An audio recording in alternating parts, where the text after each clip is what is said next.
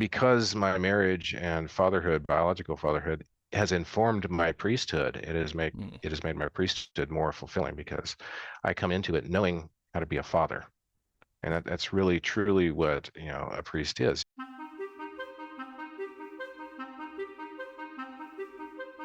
Hey there, everyone. Welcome back to Continuing the Call, a Seminary Dropout's Guide to Discernment. Today I'm joined by Father Joseph Moreno. Father Moreno was ordained a priest back in 2021 for the Diocese of Fort Worth, Texas, where he's currently serving as the pastor for 3 parishes, namely St. Jude Thaddeus, Christ the King, and St. Paul. He also serves as the chaplain for the Chesterton Academy of Wichita Falls, which is a classical high school in the Catholic tradition. Father Moreno is formerly an IT professional who received God's call to the holy priesthood after his wife of 20 years passed away. Father Moreno holds degrees in Sacred Theology, Divinity, Pastoral Ministry, and he also has an STB from the University of St. Paul in Ottawa, Canada. In this conversation, Father Moreno shares his journey to the priesthood and how God called him after so many years of being a husband and father to then be a father for his parishioners. Father Moreno also gives really great advice for men discerning both marriage and the priesthood, and really shares how God's providence works in ways that, while we don't understand in the moment, he always has our good in mind and the good of his church at his heart. So without further ado, I hope that you enjoy this conversation with Father Moreno. And as always, I ask that you say a prayer for him and for all those discerning God's will in their lives. Right. Well, Father Moreno, thanks so much for being here. Do you want to go ahead and introduce yourself and what you're doing now, and then we'll work backwards and figure out how you got there? Sure, sounds great. So my name is Father Joseph Moreno. I am a priest of the Diocese of Fort Worth. I was ordained back in May of 2021. So I've been a priest coming up on my 3-year anniversary now, and I am the pastor of 3 little parishes in the northwest part of the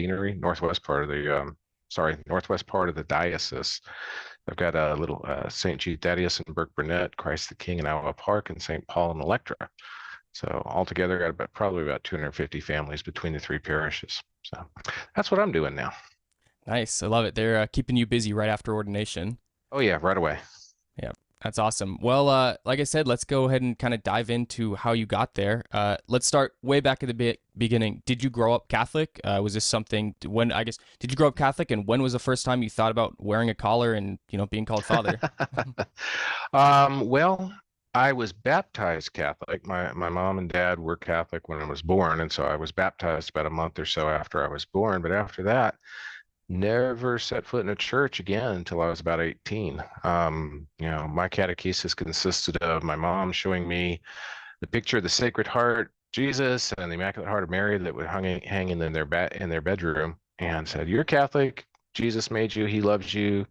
This is his mom. She loves you too, and that's special." And that was about it. As I grew up, she gave me a rosary, said, "You're gonna have to figure out how to pray it." And then she gave me an old Bible, and I would read through that, and of course the children's Bible with the pictures. But I really had no idea what that meant to be Catholic, other than I was supposed to be proud I'm Catholic. That was it. So it's interesting how God works. He's got his plan for us from the very beginning. Jeremiah tells us that, from before I formed you in the womb, I knew you. We all have a plan. We all have a part to play in his plan. It's just a question of, are we going to ask about it? Are we going to listen for it? And if we do, are we going to have the courage to follow it? Of course, I knew none of this at the time. And so, God is working the whole time. He's given us this beautiful gift of free will. So we're free to do whatever we want. We're free to say no to them if we wish to, but we're going to be much happier if we say yes. Problem is, I didn't really know that I was supposed to be looking for anything. So growing up, I wanted to be, a cowboy, an astronaut, a fighter pilot, robot, whatever, whatever little kids want to do. So it wasn't until I was 18, I was in college, and my roommate was Catholic. And so one day he goes, "Hey, you want to go to Mass?" I said, "What's that?" And he explained, "Oh, yeah, this is what we do on Sundays." I'm like, "Well, I'm Catholic. Yeah, I guess I better go. Sure." And I went, and I was completely confused, had no idea what was going on. I'm frantically flipping through the missal, trying to figure out what we're doing next, and why are people standing up and kneeling and sitting, and I'm like, oh my gosh. but I liked it. It really appealed to me for some reason. I guess, now knowing that, God has planted the transcendentals of truth and goodness and beauty in our heart, we're drawn to that. So now I know. I had no idea at the time. I just knew that, this is cool. Well, then we got to the part with the Eucharist, and after a couple of weeks of this, I'm going, okay, what is going on? What is everybody going up and doing? Oh, well, they receive at the Eucharist. What is that? Well, that's Jesus. Really? Okay. I had no problems with that. Said, I Wow. want to go too. And my roommate goes, nah, wait a minute, man. You got to go to confession and stuff first. I'm like, what's that? I'm like, oh my gosh. Thankfully, God sent me somebody that put up with all my questions. Yeah. So I decided, you know what? I really need the Eucharist. And so, we've been doing this for a few months, and it got to where I would cry when it was time for the Eucharist because I couldn't go up. I needed this. I wanted this. I had to have this. I had to have Christ. Didn't know why, because, I still really didn't know what it meant to be Catholic, but I needed this. And so started doing some digging and trying to find out, what do I need to do? So fast forward, I finally make my first, confession, 45 minutes. I'm sure everybody in line behind me hated me. Finally received my first Holy Communion. It was awesome. So I Oh, kept going. And so, as typically happens with folks that really don't know their faith, I was on fire for a while. And then, after I came back home from college, it kind of, faded out, fizzled out a little bit. And I would go to mass off and on, not regularly. Then I happened to find an ad in the local church bulletin that said, "Hey, adult Catholics, haven't received all of your sacraments. We're doing an RCIA class, a mini RCIA class so you can be confirmed." I'm like, "Oh, well, I don't even know what that is, so I guess I don't have it." So I went to that. 6 weeks later, I'm being confirmed. Again, I'm on fire. This is great. I'm learning more about my faith. 6 weeks of what you can learn in one night a week in yeah. six Yeah, weeks. going But through the 2,000 years of the church history, and yeah, 6 weeks at oh 2 hours yeah, a week. So yeah, it's a yeah. crash So course. yeah, probably got as much catechesis as the average person in the 60s, 70s, and 80s. But it was enough.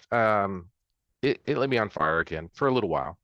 But then again, the worldly things come in, and I just didn't really keep up with it. I mean, as far as vocation, still never heard the word vocation. I had no idea what this was. I didn't know where priest came from. Never even thought of it. I'm pursuing my career. Want to get into the IT industry. I want to, do something with computers and technology and all that. That's all I wanted to do. Hmm. So I ended up working fast food, which is weird. I was a Taco Bell manager for about 9 years. But that's where I met my wife. Hmm. Again, this is God with his fingers and his divine, providence working throughout all of my life in ways that I don't understand. Why did I go off to college and why did it not work out? Why did I get a roommate that was Catholic and introduced me to the faith? And then, who's this woman? We shouldn't have even been compatible, completely different, personalities. And she wasn't Catholic, but we ended up dating and ended up getting married. Got married in the church. And that was another weird thing. For some reason, that was super important to me.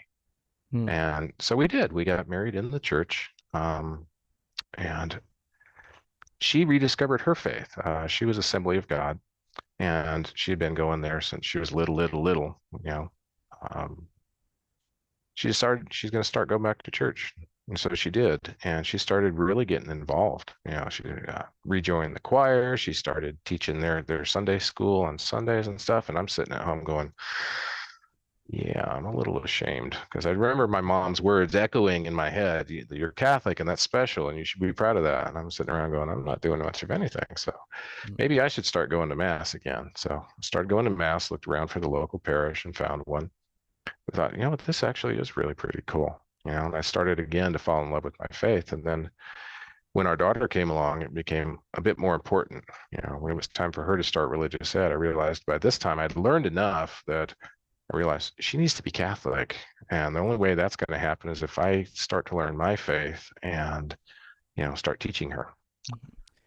Now, So, real yeah. quick, in this period, were y'all having Mhm. conversations, you and your wife, about Catholic versus Assembly of God, and especially when your daughter came into the picture? I mean, was Mhm. that a conversation, or was it kind of a, hey, you do your thing on Sunday, I'll do mine, and it worked out? Well, it was kind of, you do your thing, I'll do mine. Quite often we would go to both, which Mm. took up a Yeah. lot of time, go to hers and we go to mine or vice versa, and we continued that even after our daughter was born. The one conversation we did have is that when our daughter's able to voice a good reason for picking one over the other, not like, Mhm. they got better pizza, Mhm. then we'll honor that. Yeah. Mhm. Wow. Yeah. So in my parish, I got asked to, start teaching religious ed, and of course I'm going, I don't even know my faith. How am I supposed to do that? Oh, that's okay. Just stay one chapter ahead in the book. Stay in front of the kids. You'll be just fine. First year was rough, but I kind of liked it. It was kind of neat. And about this time, the Catechism was published, so I found a copy of that Mm. at the local department store. Picked one of that up, and I just started devouring it. I'm like, this is great. I love it. Now I know what it means to be Catholic, right? Yeah, well, kind of, yeah. But it really started getting me, invested in my faith. And, the more my wife deepened in her faith, the more it deepened mine. So, to this day, I consider her to be my first formator in the faith because she's the one who really, really got me turned on to it. And, as what happens in most parishes, you volunteer for one thing, you get asked to volunteer for other things, So I ended up Like, wait, doing you youth want to be ministry. here? Yeah, you want to be here and you can teach, and absolutely. And, yeah, Oh, next thing you know, yeah. it's 6 hours a week, and then, 12. And then next thing you know, you're basically working there. Yeah, pretty much, So I started doing the IT for the parish, and then I started doing youth ministry, and then they asked me to be a reader, and I thought, oh, that's terrible because I hate talking in front of people. But I thought, you know what, I probably need to learn it. So I did that, and then these various things I try. So years down the road, my daughter decided she's going to be Catholic. She decides to tell my wife this while I'm away on a confirmation retreat, and I get that call, hey, your daughter. I'm like, oh boy, what did she do? Yeah. So not great timing, but she gave a really good reason. She said, well, we have the real presence. Yeah, we Mm. have the real presence of Wow. Christ. That's why I want it. I'm like, okay, that's a good reason. So anyway, we keep going forward, and at some point, my priest, my pastor, says, you know what? Need you to need you to become an acolyte. Because the instituted acolytes had been restarted in the diocese. I should say started actually, because they never really got started even after Vatican Pope Paul VI called for them in '79. Anyway, so I got instituted as an acolyte, and the only thing we were taught really was, hey, you got to purify the sacred vessels after Mass. We're like, okay, the rest of it you got to figure out for yourself. I'm like, oh man. But it gave me a good opportunity to start doing research, so I started really researching, what is the role of an acolyte, and the process learned so much about the Mass. It was just incredible. You know, Up to this point, it had been mainly a spectator thing, Mm. and this is where I suddenly discovered that Mass is not about being a spectator; it's about being a participant. That full and active conscious participation that Vatican II teaches us about, doesn't mean going up and down and doing something in the altar. It means you need to be joining your prayers with those of the priests, you know. So that was kind of cool. So as our role expanded as acolytes, it got to the point where we're vesting in albs for Mass, we're assisting the priests, and I was, serving at least two of the Masses every weekend. And, it finally hit me at one point as I was, watching the consecration. I'm going, wait a minute. I was behind the Mass because that's where, behind the altar, because that's where we sat. We were kind of lined up behind the altar. Mm.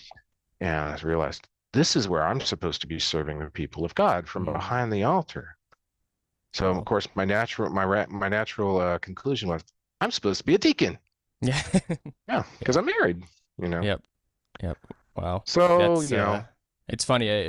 Real quick. That's why I love. I always point any young men who are saying like, hey, well, maybe I've thought about being a priest and things like that. And it's like it's funny because it's always asking them, have you altar served? Because when you're in there and you're in the part and you're up close, and I mean, there really is something about being in proximity to it that you start to realize that like, oh, hey, wait a minute, I can do this, and not only can I do this, I kind of want to do this. So yeah, I'm glad you bring that up. Of no, when you're there and you're in it, it helps that discernment tremendously. Oh yeah, absolutely. I mean, even the statistics. I mean, the church has known this for many centuries, but Yep. even statistically, it shows, 80% or more every year of priests that have been ordained, 80% of every class were altar servers at some point. This is why in my parishes only boys are altar servers. I want maximum exposure to the altar for as many men as possible, so that they can help, in their vocation to fatherhood, whether that is spiritual consecrated fatherhood or whether that's going to be biological fatherhood. It both works out the same way. Yep. Yeah, and you made a good point there too, of just the idea of, and what you're realizing is, oh, my position is here leading the people, right, on behalf. And you're right, whether you end up a biological father or a spiritual father, that's what it is. It's that leadership. It's, hey, these are the people of God, the people entrusted to my care that I'm offering this on behalf of. And no one embodies that more than the priest. Yeah, absolutely. Especially in that particular moment. The priest is a spiritual father, leading and serving, the parish, and the same way, a biological father leads and serves his family. As Christ said, love as I have loved, which is pouring yourself out, and that's what a priest does. That's what a father does. So, there you go. So here I am. Yeah. So take me through. So now you start kind of kicking around that deacon route.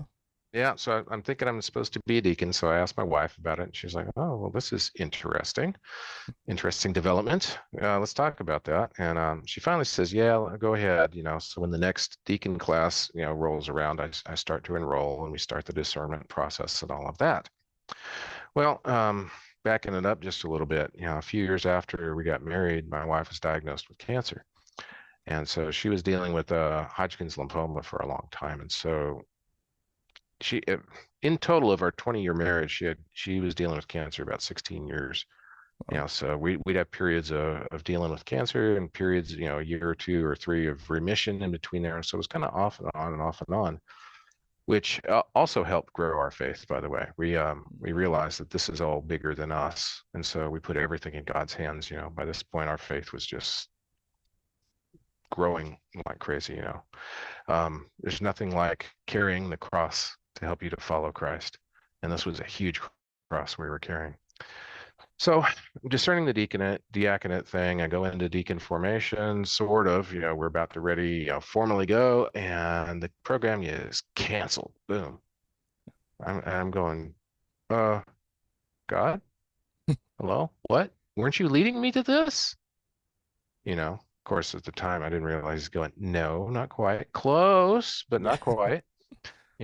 Keep hanging in there. So I said, well, okay, what am I supposed to do? So I talked to my spiritual director, and he's saying, well, continue to discern. You can still discern without being in formation. Again, keep asking God, what is his plan for you? What is his plan? What is his plan? Okay. So this goes on for a few years. Well, I eventually ended up losing my wife to cancer. And, I had a huge decision to make. I was like, am I going to be angry at God because my wife was taken away because she died, or can I be grateful for all the time he gave us 20 years, gave us a house, led me through our faith and career and jobs, and a beautiful daughter who's doing great by now. By the way, she's about to graduate nursing school. Wow. Anyway, so I decided, I'm going to be grateful. I'm not going to be angry, And but then after about a year or so, I've gone through the grief cycle and as much healing as you can in a year. About a year later, my daughter's off in college. I'm going through my career and doing my IT stuff and all of that. By this point, I'm a senior vice president at a major bank doing IT work. And so my job was to lead teams of teams to troubleshoot and fix various systems, Well, we had one particular project that was really crazy down in Mexico, but we managed to get it solved. And so, we were doing the wrap-up conference call, and everybody's patting everybody on the back. We did great, yeah, all this wonderful stuff. In the call, and I leaned back in my chair, and I went, "Wow, my contribution to the world is helping people get into debt because we fixed the credit card system." Said, okay, God, you've given me so much. There's got to be more than this. This can't be right. Not anymore. It was great. This is where you put me, but I don't think this is it anymore. And then I started getting restless, just at home as well. I'm sitting in my house, by myself. Daughter's off to school. I'm going, I don't need this big house. Maybe I should get a cat. No, not a cat. That's not where God's leading me. So, for the first time in my life, I started going to adoration, and that's a huge part of it. Just sitting there with God, as one pope put it, I look at him, he looks at me, you know. And for the first time in my life, I really asked God, what is it you want me to be when I grow up? I'm in my 40s, and I finally asked the question. It's the magic question. Yeah. What do you want me to be? I said, I'm grateful for everything you give me. So many blessings, so many blessings. Whatever you want, my life is yours. Do with me as you will. I'm yours, no matter how crazy it is. And that was what God, I think, was waiting for. He had sent my wife to get me ready. It's kind of like the Ezekiel thing. I'm going to take out your heart of stone and give you a heart of flesh. Well, that's what my wife did. She They're taught good at me that. Yeah, they are great. She taught me how to love people, instead of viewing them as annoyances that we have to put up with. That's kind of how I was before I met her. But she taught me how to love, and I think that's why God sent her, I believe, to give me the heart of a priest. And so, this becomes my prayer, and then people start coming up to me, various people in the congregation or wherever. Hey, you ever thought about being a priest? I'm like, no. Yeah. Oh, okay. Yeah. There's one time after Mass, one of the ladies came up and said, I didn't quite understand what Father was meaning in his homily. Could you explain that? And I did. And she goes, okay, cool. Thank you. I'm glad we have another priest here. I'm like, no, no, no. I'm not a priest. I'm not a priest. I'm an acolyte. Oh, okay. Well, I don't know what that is, but thank you for helping me. And then there was another time turns out we had a visiting deacon from another parish that showed up right after Mass. He'd been doing his sick call rounds, and he ran out of hosts. And so he came up and he asked me if I could get him some more hosts. And I said, yeah, let me go ask Father and make sure everything's okay. He says, oh, I thought you were a priest. I was watching you at Mass, and you kind of had the demeanor and the bearing of one. I'm like, okay, this is getting weird, you know. So the final thing was, we were at a youth event with all these youth from the parish and all there, and I'm just kind of walking around, and all of a sudden I felt this shove from the Holy Spirit saying, okay, there's the vocations director. You need to go talk to him now. And I'm kind of having this little inner argument with the Holy Spirit at the speed of thought, I'm like, what do you mean I'm going to go talk to him? What do you want me to talk to him about? And he just kind of goes, you know what you're supposed to say. You asked the question, you offered, I'm calling it in. So, oh boy, here we go. So I go talk to him and set up the appointment, and we start the actual discernment process. Took about a year or so of discernment and the applications and, the psych exams and all that stuff you do to get into the seminary, and the whole time I'm just, scared to death. I'm like, okay, Mother Mary, I've been putting off this consecration for a long time. So if you get me into seminary with your prayers, intercede for me, I will promise to do the consecration to Mary. And I did. I followed through on that. But she brought me through all the weird stuff, all of the questions, the fears, the concerns, because here I am in my 40s, first off, going back to school. Yeah, I was gonna say, because I want to get to that because we actually were in seminary together, and I want to dive into that. But what were those kind of questions, concerns? I mean, that wrestling in that period of discernment. I mean, because at this point you've gotten kind of that confirmation of, one, you felt it in kind of your heart of hearts that, hey, this is where God is calling you, and then you had kind of the affirmation from your community. But what were some of the last things that you were wrestling with, and what was kind of keeping you from taking that jump? And it makes sense, but flesh that out a little bit. Yeah, I guess what most people would think, well, it means you got to give up everything. I had a house, a job, a career, a card, expense account. I could travel to, had all that stuff, a 6-figure salary. So most people would say, well, you got to give up all this money and stuff like that. I had no problem with that.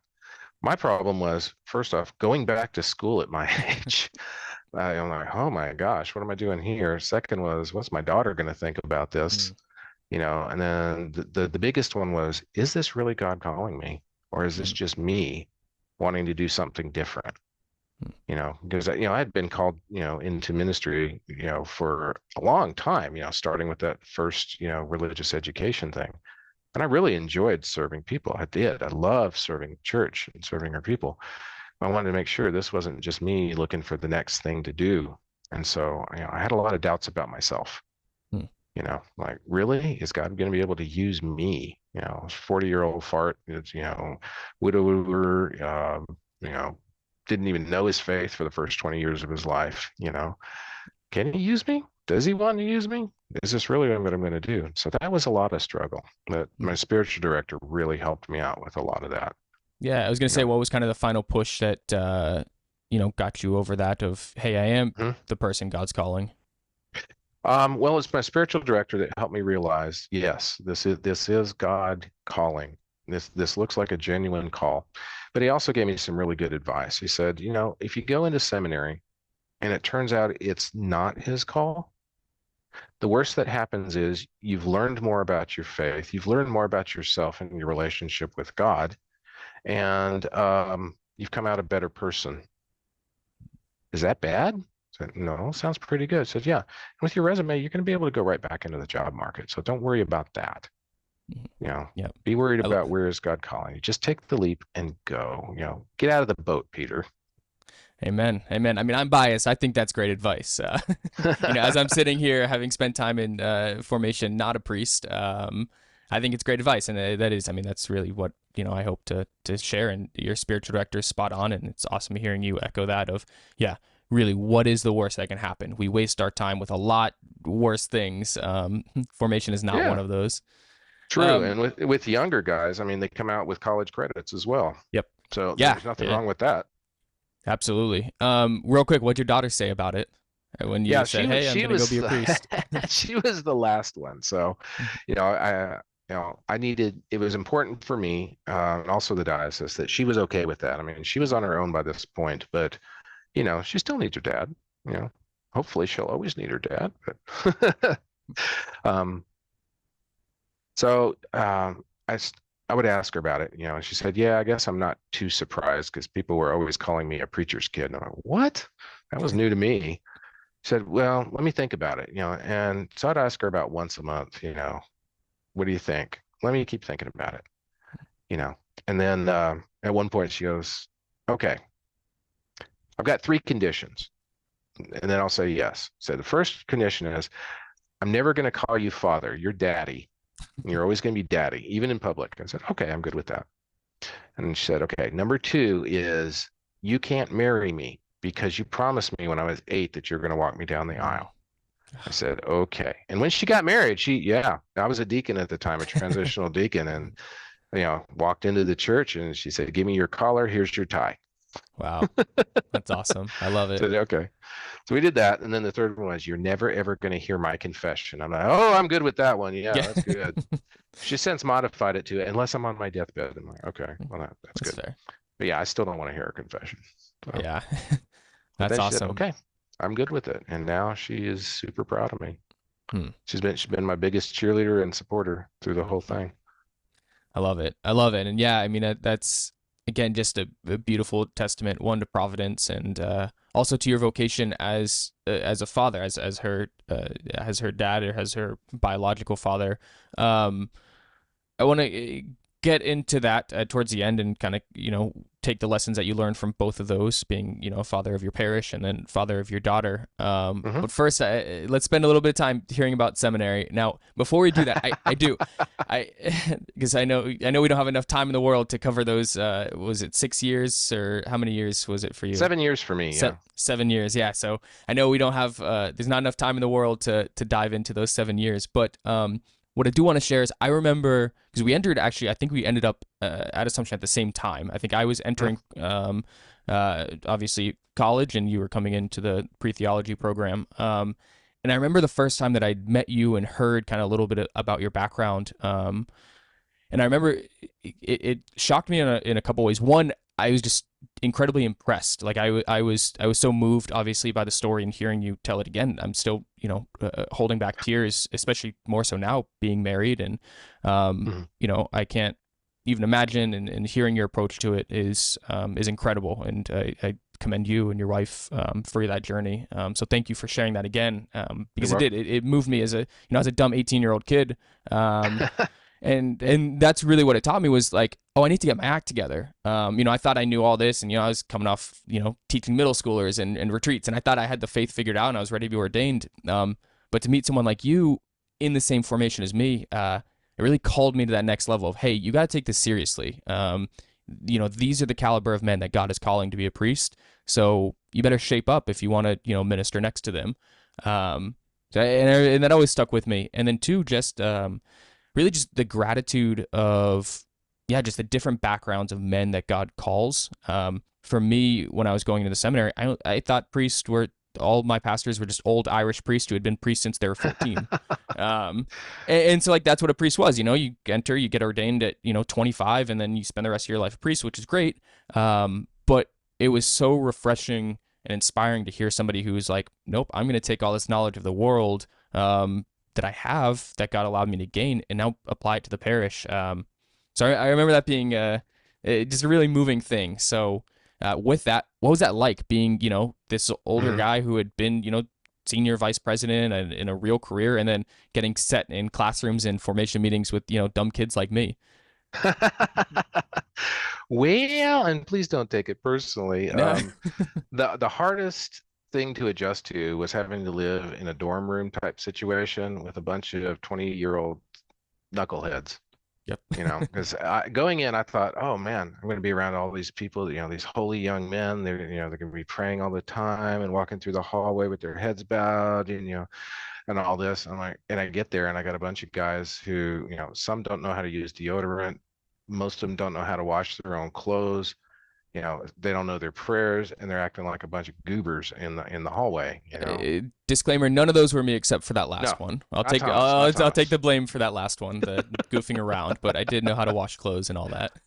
Yeah, so the questionable hygiene of many, that really struck me. But I'm like, oh my gosh, what am I doing, Lord? More crosses, really?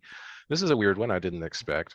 So that was one. Another was, going to the local HEB, which I love HEB, and realizing I can't just walk down the aisle and grab something anymore because, oh, that's cool, let me try it, because I don't have that much money anymore. Yep. But, so learning to live simply was a bit of a struggle at first, but it became very freeing, very liberating as we went on. The other one was, of course, being in class again, because I did my master's degree few years before I entered seminary, and when I got done with it, it was so rigorous. I thought, I'm never going back to school. And God said, watch this, hold my beer. Yeah, you are. And you're not just going to do that, you're going to get 3 more degrees. I'm like, oh my gosh. So having to be back in school again was really weird. And especially, it was undergrad classes at first, doing the pre-theology, undergrad philosophy classes. And so I'm sitting in there and looking around. There's a bunch of, like you said, 18-year-old kids in the same class. And I'm like, what the heck? But, there were still 1 or 2 other guys that were older. So we would kind of hang out and commiserate together. Yep. But, all in all, it was a good experience. It helped me to grow by pushing me out of my comfort zone many, many ways. Yeah. And I think, that is really kind of the ironic thing about formation, is you don't realize it really until the end, really in hindsight. You'll get glimpses of it of like, oh, hey, I'm, a little bit different than I was the day before. What was it at the end though? What was kind of the big takeaway of, God saying, hey, I need these 7 years of you. Well, God on behalf of the church saying, I need these 7 years of you. What do you think were the 1 or 2 biggest pieces of formation that you're like, okay, I get it now? I think one of the biggest milestones was by about, I'm going to say, beginning of Second Theology. So this would have been the beginning of my 4th year of formation, 2 years in pre-theology, and then the 2nd year of my theological studies. I didn't question it anymore at all. I knew this was it. I'm going to become a priest, short of doing something really stupid and getting kicked out. I'm going to be a priest, and that I found that made people uncomfortable, because for some reason we've developed an attitude in many of our seminaries and maybe even in dioceses, I don't know, of discernment itself becoming a vocation. So I'm going to be a perpetual discerner, perpetually questioning, and my vocation director had talked to us at the time saying, look, by Second Theology, you should know whether you're doing this or not. And then he pointed at me, and especially at your age, if you don't know what you're doing by this point, we got other issues. I'm like, yeah, you're right. So I was, I started saying, seminarians like to say, I'll be a priest if God is willing. Yeah. And I'm like, at this point, I stopped saying that. I said, I'm going to be a priest. That kind of made people uncomfortable. But I'm like, well, when you know. At some point you stop discerning and you just lean into it and just do it. Yep. The other one was getting to the end, at my deacon year and realizing, you know what? They're not going to teach us everything we need to know in seminary. So I better start researching everything that I can on my own, And so the realization was that, they like to say all through seminary, you're the primary agent of your formation. And that really is true. I used to think that was an excuse that they would say for, well, you're not getting what you think you should have. Well, you should go out and get it. But it really is true. So when you make that realization that, because I learned pretty early on, I was going to be a pastor right away. I'm not going to get the luxury of being an assistant or a vicar for 3 to 5 years. Like, I need to know this other stuff now, so I need to start learning. So I would start doing some outside studies on my own. What does it mean? What do you have to do to be a pastor? What do you have to do this? Thankfully, that's where a lot of my life and business experience came in. Yeah, I was going to say that providentially, I mean, it works out, you're sitting there, and obviously the behind the scenes of the pastor is, a lot of the, a lot of the business end of it, a lot of the corporation, leading teams, things like that, which, hey, look, there you go. You'd spent, 40 years doing that. Yeah. So yeah, those are probably the two biggest watershed moments, Nice. Realizing, this is not a perpetual discernment, and that, hey, this is real, so you need to take it seriously. Yeah, no, it's great. And it goes for marriage, the same thing as well. I yell at couples all the time of, oh, well, we've been engaged for 5 years, 6 years, 7 years, and yeah, we'll get married one day. It's like, no, do it now, barring some serious issue, what are you, at some point you are going to have to wake up and realize, oh no, hey, I am going to be a husband. And like the only, I love that the guy that lays down at his ordination, deacon, is the guy that, stands up a priest. Like, it's the same thing. So if you're not taking it seriously, leading up to your ordination, it's not magic. The sacraments are great. Grace is a real thing, but they're not magic. So yeah, so own it. Same with, my wife gets mad at me because I always say nothing when I teach all the kids. I say, nothing is magic about your wedding day. Of course, my wife gets upset about that. I was like, no, I mean it in the sense of like, I was the same dumb kid that said I do. Walking into the church is leaving the church. It's on you to say, hey, I'm going to apply this grace to something. So yeah, so that primary agent of your own formation extends past seminary. Yeah, that's it. And like you said, grace. It's about grace. God gives you the grace, but he's not going to force you to use it, So I saw a meme the other day, I think it was, God's going to give you a shovel, but he doesn't expect you to lean on it and pray for a hole. You got to do your stuff. Yeah. Same with the grace. You got to use it. Yep, absolutely. So now you're 3 years in, a priest. Take me through that. What's that like? And just what's the day to day? What are you loving about it? What are you like? Oof, yeah, this is a cross, and just all the good stuff. Yeah, it's absolutely amazing. As fulfilling as everything I've done in my life, nothing has been more fulfilling than being a priest. And that's not to that's not to cast aspersions on being married and being a father and all that. Those are wonderful as well, and they truly are. But because my marriage and fatherhood, biological fatherhood, has informed my priesthood, it has made my priesthood more fulfilling, because I come into it knowing how to be a father. And that's really, truly what, a priest is. Yes, he's the good shepherd. Yes, he's the high priest. Yes, he is the sacrificial lamb. But wrapped around all of that, the priest is a father, and has to be a father to his people. And so, that's really what it is. And I always try to keep that in the back of my mind, day in, day out, to be a father, so love the people, all the people. Yeah, which can be trying at times, but, like a father, you always love them. But, that means, what are you going to do? You're going to teach them. You're going to teach them truth and good and beauty. You're going to bring them along. You know, you're going to move them from, you know, liturgical cheeseburgers to liturgical prime rib. You know, Yep.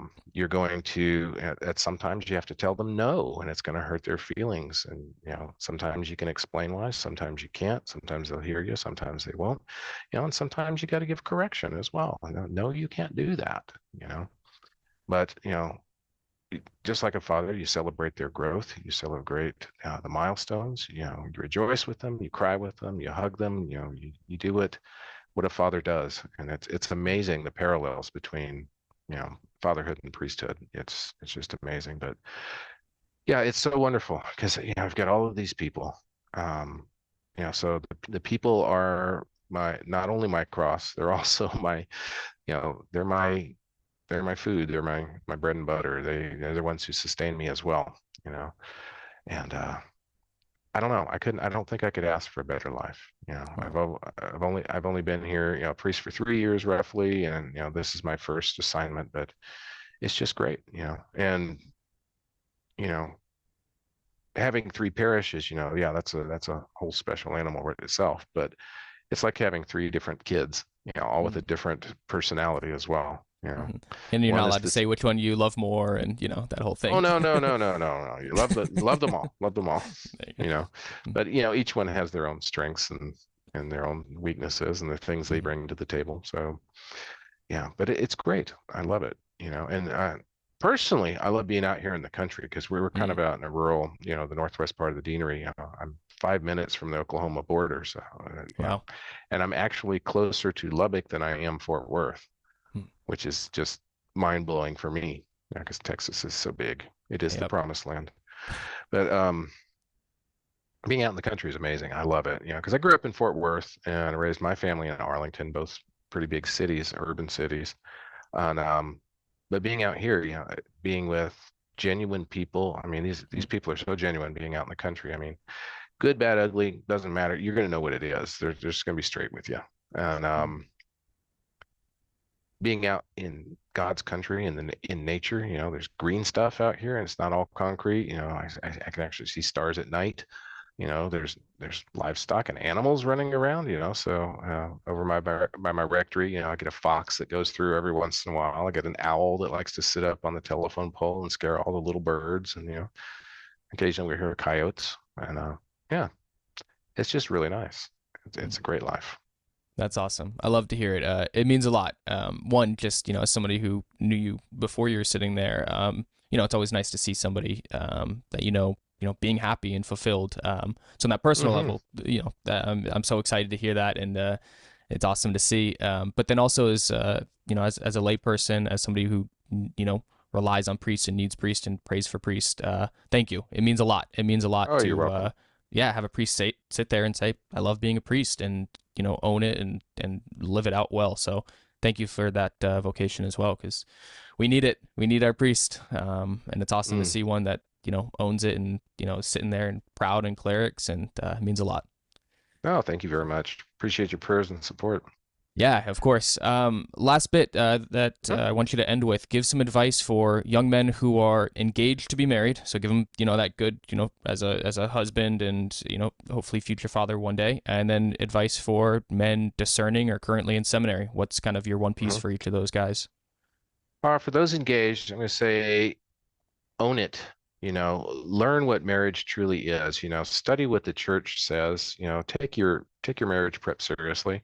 You know, don't just check the boxes, but really learn what holy matrimony is. Learn about, you know, the covenant of marriage. This is not a social contract. This is not, you know, something that you're just entering into lightly. This is a lifelong thing, and it has lifelong implications both for you and your spouse and your children. You know, and if you learn it well and do it well, you know what you're getting into. You know that there's gonna be days that are gonna be great, and you know there's gonna be days where you're gonna be carrying the cross, and it's all part of the package.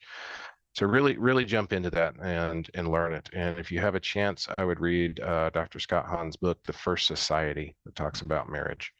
You know, really to really help you understand that, you know, your marriage is just a microcosm of God's plan, and it is part of what he is doing in this world to bring the world to salvation. And so in your marriage, you have a part to play in the salvation of the world as well. Don't be scared. Do it anyway, you know. As for the young men that are discerning priesthood or think they may be called to it, I'm going to say, surrender your will. You know, when you surrender to God, you know, don't kick against the goads. Don't perpetually go, what if, what if, what if? You know, if you've got the feeling that, you know, your heart is leading you that way, even a little, remember that God wants you to be happy. He wants you to be the most fulfilled you can possibly be in your life. And so he's going to put into your heart that desire to follow the path he has for you. So if you think you're called that way, go for it. Go into seminary, get you a spiritual director, talk to your priest, you know, talk to other seminarians if you know any of them, you know, and just jump in. Again, the worst that's going to happen is you're going to learn more about God, your faith, yourself. You're going to come out a better person to make you a better husband later. You know, unless of course you go into religious life later, who knows? All kinds of things happen. But again, just like marriage, just jump into it. Yep. You know, give yourself the opportunity to learn, give God the opportunity to form you. You know, if he wants you to be a priest, you're going to be a priest. If he doesn't, then he may be calling you into seminary for a while to teach you something. Let him do it. Awesome. I love it. Phenomenal advice. Yeah, thank you, Father. Thank you for your example as a priest and as a pastor, but also as your example as a husband. Yeah, it means a lot, and it's living proof that, yeah, God takes care of us. You know, we can't always see it. It's difficult, but yeah, his providence is there, and he takes care of us. And, you know, Always. Jesus carried the cross first, so he's Yeah. inviting us to do the same. Well, Father, thank you again. Your parishioners are blessed to have you. Please know my prayers and those who listen, your prayers for you and for your parishes and for your continued ministry. Again, we need holy priests, and it's awesome to get to talk to one. Thank you so much. We need holy husbands too, raising holy children. Because in a world full of dragons, we need dragon slayers. Absolutely.